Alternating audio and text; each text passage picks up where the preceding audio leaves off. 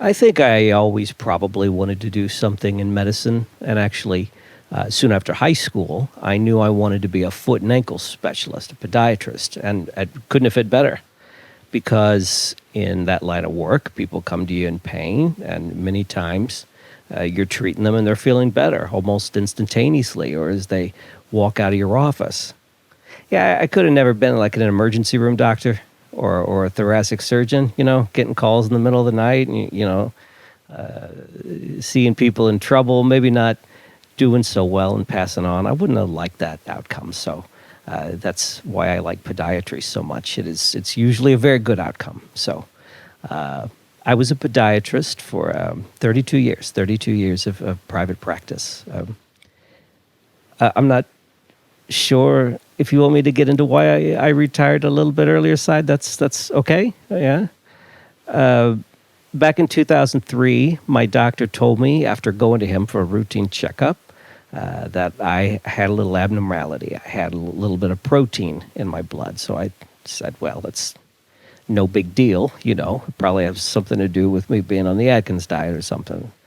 It really didn't. You're not supposed to have protein in your blood. So to make a long story short, in 2006, I was diagnosed with a blood cancer called multiple myeloma.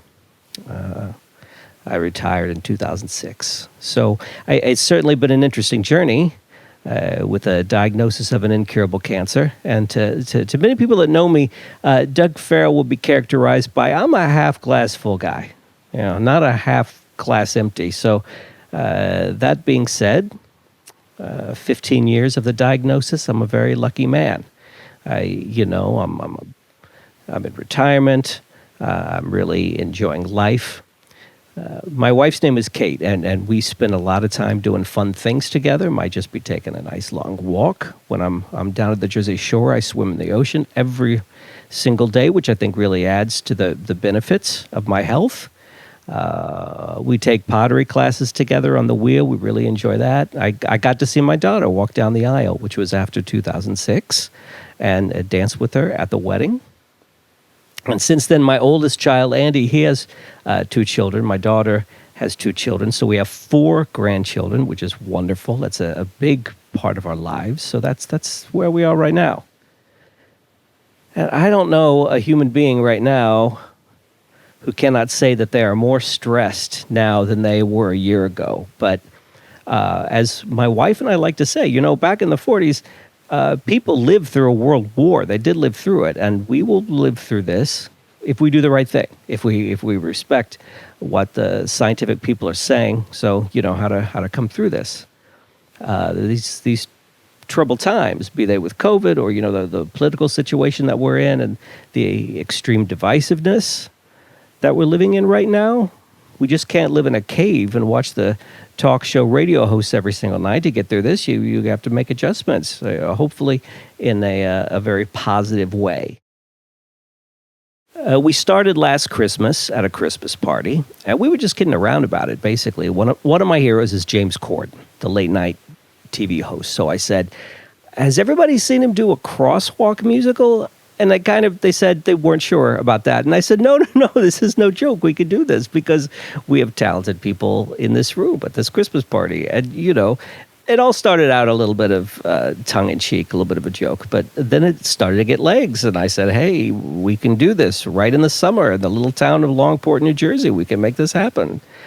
And I took on the persona of James Corden. He's a little bit of a bulldog. I'm probably a bulldog anyway. I think the other actors, they got a kick out of that. So they went along with me. And I took on the role of Julie Andrews, Maria, in an apron and a blonde wig. And I also played Captain Von Trapp. So, putting it together was a lot of fun. You weren't dealing with hundreds of people. There was just the 5 of us to start out. And we picked the show The Sound of Music because everybody knows that, the musical. Everybody knows the music from it.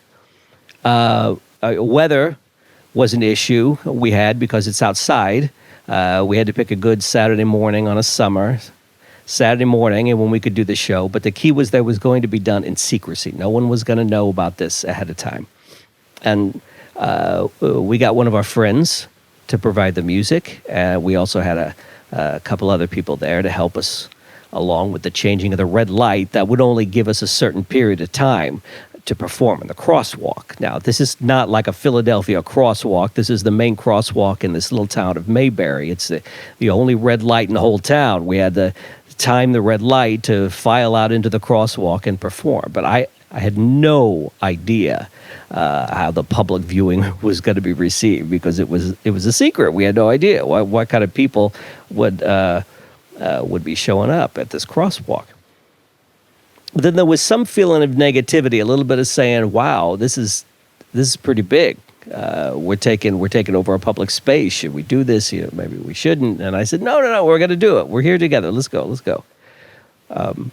One of the reasons that I was secretive was because we didn't get a permit to say we're going to make a little bit of noise with the music and the sound, and we might be stopping traffic at certain points. So if the police show up, roll with it.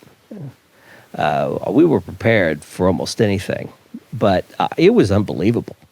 As we got into the show, the people in the audience were just overwhelmingly happy with what was happening. As people were more or less headed to the beach at the end of the crosswalk, they just stopped. They put down their beach chairs to partake of this free show in the crosswalk. You kind of scanned the crowd, and they were all singing along. People had big smiles on their faces. Children were dancing along with their parents to the music. So it became this community affair right in front of us. It was wonderful. So it really came off without a hitch. And having completed that and then getting the reviews from the local community, that was great. When are you going to do another one? When are you going to do another show? And, tongue in cheek, I said, well, we'll have to see. So anyway, I'm feeling really good about all the publicity we've gotten. That great Philadelphia Inquirer article. By the way, the police never did show up. I was disappointed about that. Sometimes I remember being at a support group with other cancer patients. I always want to find some kind of silver lining to give people some hope, a reason to carry on with their lives. But I remember that the facilitator in the support group said to me, "Doug, you can't always talk from the half-glass full perspective. You can't always be looking for the silver lining. People need to grieve. People are upset. They're going to cry. And so, Doug, tamp down on that bubbly spirit that you have." And it was very hard for me to do. But of course, I did. But I think that in general, having been 15 years with this incurable cancer, multiple myeloma, I think that I've seen this in other people. Yeah, I'll be 70 next June. I just, put a smile on your face. Tell a joke to someone. Make them laugh. You just feel better. So that's been my mantra, I guess, for my journey through the 15 years with my diagnosis. And I think we're just going to keep going with that attitude of trying to live life to the fullest as we can. I always do say these words: always go out a winner. Don't go out on the downside of something. I'm in a great mood right now having this interview with you, but hearing that word, I have been deemed essential. That makes me laugh. I think that's pretty funny. I'm still a little bit of shock about that because, at first, when we really said that this project was going to take off and had wings and all these amateur actors were going to step out onto the so-called stage of the crosswalk and really make it happen with music, I don't think any of us really knew.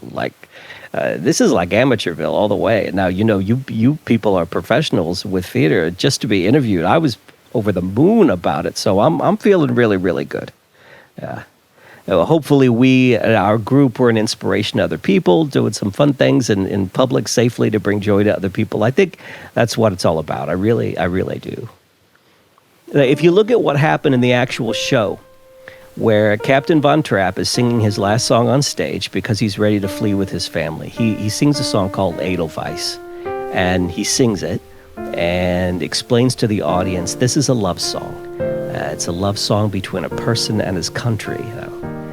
He understood that this might be the last time he's ever going to be in the country of Austria. So I thought that the parallel there was, if I get to sing that song and have everybody sing along with it, I think it brings people together. I felt with all the divisiveness in this country, that Republican Democrat, conservative, liberal, everybody would still sing along to that song and smile and share that smile with each other. And we just wanted to bring that to Longport, New Jersey.